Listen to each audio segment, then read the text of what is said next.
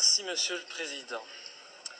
Messieurs les ministres, chers collègues, la Belgique est bien le pays du surréalisme. Ce matin, on apprend dans la presse que l'armée belge est incapable de lutter contre les quelques militaires extrémistes aux convictions islamistes radicales qui existent en son propre sein et qu'il est impossible de les licencier faute de moyens juridiques suffisants. Et par contre, dans un même temps, nous décidons d'aider la France dans sa lutte contre le terrorisme en lui apportant une aide logistique pour son opération au Mali. Que ne ferions-nous pas pour lutter contre le terrorisme en dehors de nos frontières? J'espère juste que nous aurons bien veillé à ne pas envoyer pour cette opération antiterroriste au Mali ces fameux soldats belges islamistes. Je le dis sous la forme de l'humour, mais ce qui se passe actuellement dans le monde ne me fait pas rire du tout. Ça ne me fait pas rire car sans aucun doute, les dirigeants de nos pays occidentaux sont en train de pendre les peuples pour des imbéciles avec l'aide et le soutien de la presse, qui n'est plus aujourd'hui qu'un organe de propagande des pouvoirs en place. Un peu partout dans le monde, les interventions militaires et les déstabilisations de régimes deviennent de plus en plus fréquentes. La guerre préventive est devenue la règle. Et aujourd'hui, au nom de la démocratie ou de la lutte contre le terrorisme, nos États s'octroient le droit de violer la souveraineté de pays indépendants et de renverser des dirigeants légitimes. Il y a eu l'Irak et l'Afghanistan, ces guerres du mensonge américain, sont venues par la suite la Tunisie, l'Égypte, la Libye, où, grâce à vos décisions, notre pays a participé en première ligne à des crimes contre l'humanité pour renverser à chaque fois, des régimes progressistes et modérés et pour les remplacer par des régimes islamistes dont, et c'est quand même bizarre, la première volonté fut d'imposer la charia. Il en est de même actuellement en Syrie, où la Belgique finance honteusement l'armement des rebelles islamistes qui tentent de renverser Bachar al-Assad. Ainsi, en pleine crise économique, alors que de plus en plus de Belges ont des difficultés pour se loger, se nourrir, se chauffer ou se soigner, et oui, j'entends déjà le sale populiste que je suis, eh bien le ministre des Affaires étrangères, il a décidé d'offrir aux rebelles syriens 9 millions d'euros. Bien sûr, on tentera de nous faire croire que cet argent servira à des fins humanitaires, un mensonge de plus. Et comme vous le voyez, depuis des mois, notre pays ne fait que participer à la mise en place de régimes islamistes dans le nord de l'Afrique et au Moyen-Orient. Alors, quand on vient prétendre partir en guerre pour lutter contre le terrorisme au Mali, eh bien, j'ai bien envie de rire. C'est faux. Sous des apparences de bonnes actions, nous n'intervenons que pour défendre des intérêts financiers, dans une totale logique néocolonialiste. Il n'est véritablement pas cohérent de partir aider la France au Mali au nom de la lutte contre le terrorisme islamiste, lorsqu'au même moment, on soutient en Syrie le renversement de Bachar al-Assad par des rebelles islamistes qui souhaitent imposer la charia, comme c'est déjà le cas en Tunisie ou en Libye. Il faut vraiment arrêter de nous mentir et de prendre les gens pour des imbéciles. Le temps est au contraire venu pour dire la vérité. En armant les rebelles islamistes comme les Occidentaux ont auparavant armé Oussama Ben Laden, cet ami des Américains avant qu'ils ne se retournent contre lui, eh bien les pays occidentaux en profitent pour implanter dans les nouveaux pays conquis des bases militaires tout en favorisant leurs entreprises nationales. Tout est donc stratégique. En Irak, nos alliés américains ont mis la main sur les richesses pétrolières du pays. En Afghanistan, ce fut sur l'opium et la drogue, toujours très utiles, pour se faire beaucoup d'argent assez rapidement. En Libye, en Tunisie, en Égypte ou encore en Syrie, le but fut et est encore actuellement de renverser les pouvoirs modérés pour les remplacer par des pouvoirs islamistes qui très rapidement deviendront gênants et que nous attaquerons sans vergogne sous prétexte de lutter, à ce moment-là encore, contre le terrorisme ou de protéger Israël. Et dont les prochaines cibles sont déjà connues. Dans quelques mois, je prends le pari que nos regards se tourneront vers l'Algérie et finalement vers l'Iran. Faire la guerre pour libérer des peuples d'un agresseur extérieur, c'est noble. Mais faire la guerre pour défendre les intérêts des États-Unis, faire la guerre pour défendre les intérêts de grosses sociétés comme Areva Faire la guerre pour mettre la main sur des mines d'or, ça n'a rien de noble, et cela fait de nos pays des pays agresseurs et voyous. Personne n'ose parler, mais qu'à cela ne tienne, je ne me tairai pas, et tant pis si ma lutte doit me faire passer pour un ennemi de ce système qui bafoue les droits de l'homme au nom des intérêts financiers, géostratégiques et néocolonialistes. Bafouer ce régime et le dénoncer, c'est un devoir et une fierté pour moi. Et sincèrement, et je m'excuse pour le vocabulaire populaire utilisé, j'emmerde tous les soi-disant bien-pensants, qu'ils soient de gauche, de droite ou du centre, qui sont aujourd'hui au basque de nos pouvoirs corrompus et qui se plairont à me tourner en ridicule. J'emmerde nos dirigeants qui jouent avec leurs bombes comme des gamins dans une cour de récréation. J'emmerde ceux qui prétendent être des démocrates alors qu'ils ne sont que des criminels de bas étage. Je n'ai pas beaucoup de respect non plus pour les journalistes qui ont le culot de faire passer les opposants pour des débiles mentaux alors qu'au fond ils savent très bien que ces opposants ont parfaitement raison. Je méprise enfin au plus haut point ceux qui se prennent pour les rois du monde et qui nous dictent leurs lois, car moi je suis du côté de la vérité, du côté de la justice, du côté de ces victimes innocentes du pognon à tout prix.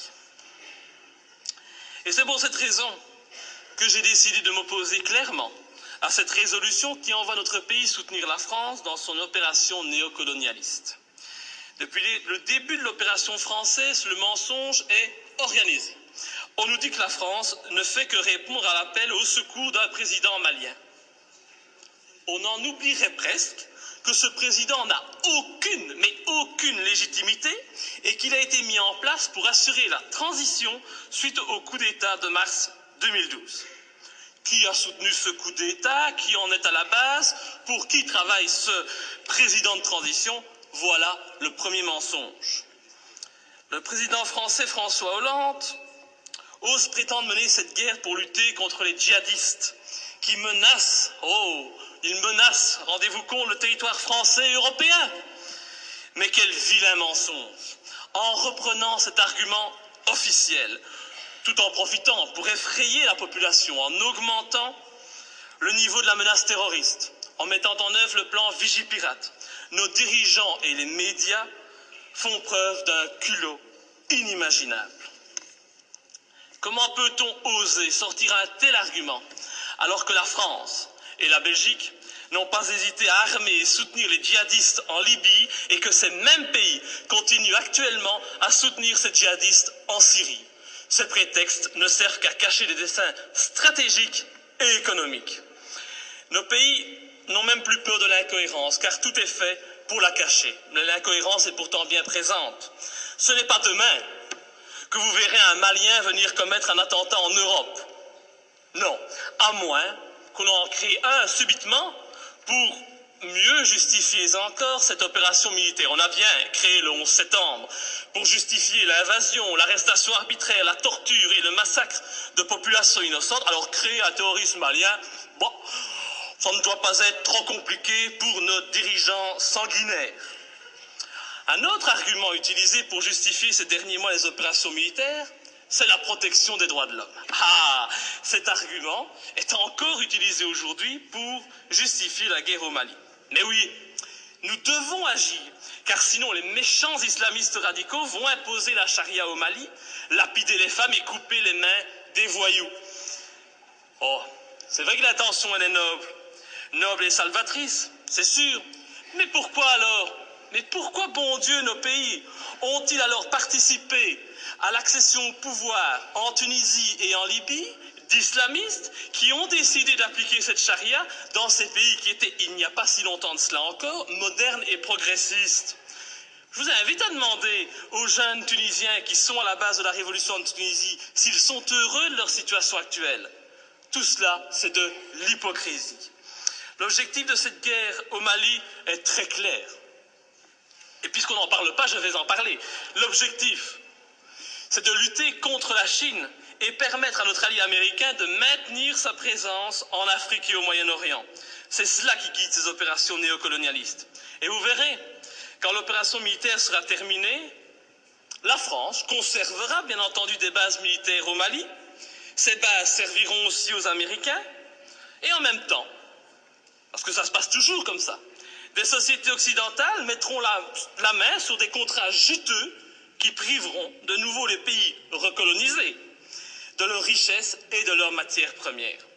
Alors, soyons bien clairs, les premiers bénéficiaires de cette opération militaire, ce seront les patrons et les actionnaires du géant français Areva, qui tentent depuis des années d'obtenir l'exploitation d'une mine d'uranium à Faléa, une commune de 17 000 habitants située à 350 km de Bamako. Et je ne sais pas pourquoi, mais mon petit doigt me dit qu'il ne faudra pas longtemps pour qu'Areva puisse enfin exploiter cette mine. Je ne sais pas, c'est une impression que j'ai. Il est donc hors de question que je participe à cette colonisation minière, cette colonisation des temps modernes.